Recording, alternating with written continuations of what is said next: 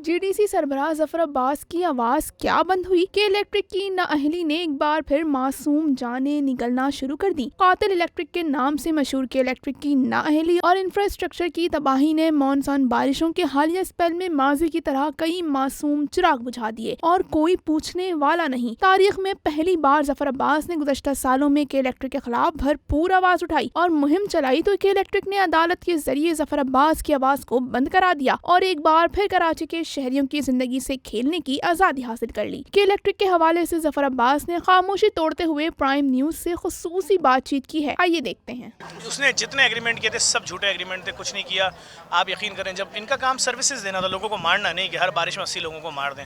ये तो हमने 20-25-50 FIR कटवाई खड़े होकर, उसके नतीजे में उन्होंने हम पे केसेस कर दिए, लेकिन फ़ायदा हुआ लोगों का। हमने स्टैंड लिया, हम बिके नहीं।